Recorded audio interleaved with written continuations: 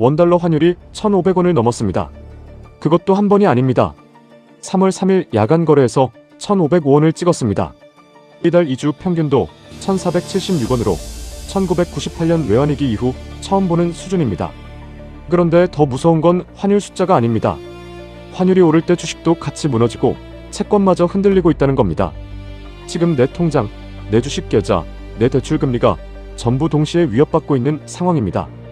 이게 1997년, 2008년과 똑같은 패턴일까요? 핫플랩 이슈 인사이트, 지금 바로 짚어보겠습니다. 이번 환율 급등의 시작은 중동입니다. 미국 이스라엘과 이란 사이 전쟁이 격화되면서 전 세계 투자자들이 위험 자산을 던지고 달러로 몰렸습니다. 달러로 몰린다는 건 다른 나라 통화는 전부 약해진다는 뜻입니다. 그런데 그 중에서도 원화가 유독 많이 빠졌습니다. 3월 1일부터 6일 사이 원화는 달러 대비 2.81% 떨어졌습니다. 같은 기간 유로는 1.69%, 엔화는 1.21%, 위안화는 0.81% 하락에 그쳤습니다. G20 주요 통화 중 원화가 사실상 가장 크게 깨진 겁니다. 왜 유독 한국이 더 맞았는지 그 구조부터 짚어야 합니다. 한국은 원유 수입의 70% 이상을 중동에 의존하는 나라입니다. 이란 전쟁이 길어질수록 에너지 비용이 오르는데 그 충격이 미국이나 유럽보다 한국에 훨씬 크게 들어오는 구조입니다. 같은 전쟁이라도 한국이 먼저 더 깊게 맞습니다. 여기에 외국인 매도가 겹쳤습니다. 전쟁 공포가 커지자 외국인은 코스피를 하루 만에 7.2%, 이틀 합산 12%까지 밀어버렸습니다. 이틀 동안 순매도 규모만 12조 원이 넘습니다. 주식을 팔면서 원화를 달러로 바꾸는 과정이 생기고 이게 다시 환율을 올리는 악순환입니다. 지금 내 주식 계좌가 왜 이렇게 빠지는지 이 고리 때문입니다. 여기서 많은 분들이 놓치는 부분이 있습니다. 환율과 주가가 같이 빠지는데 채권까지 흔들리고 있다는 점입니다.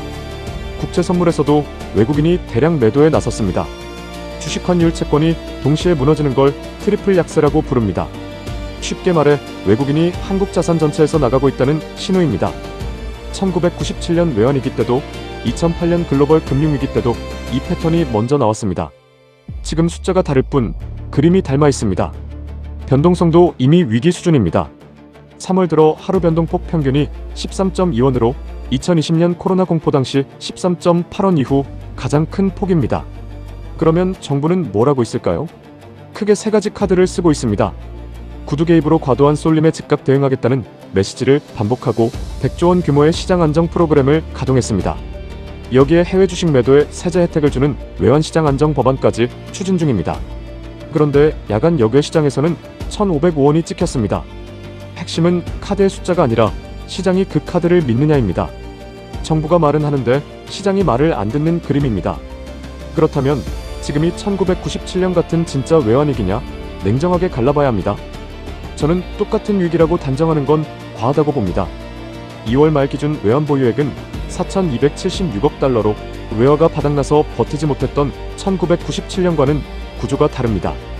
다만 안전하다고 보기에도 이릅니다. 지금 시장이 무서워하는 건 외환 보유액 고갈이 아니라 환율주가 채권이 동시에 무너지는 트리플 리스크이기 때문입니다. 앞으로 두 가지 갈림길이 있습니다. 중동 전쟁이 빠르게 수습되고 유가가 안정되면 외국인 자금이 돌아오면서 환율도 1,400원대로 내려올 수 있습니다. 반대로 전쟁이 장기화되면 유가 최악 시나리오에서 환율이 1,550원까지 더 올라갈 수 있다는 전망도 나옵니다. 이 경우 수입 물가 상승과 금리 압박이 빠르게 체감됩니다. 지금 변동금리 대출이 있으신 분들은 고정금리 전환 시점을 한 번쯤 진지하게 점검해 보실 필요가 있습니다.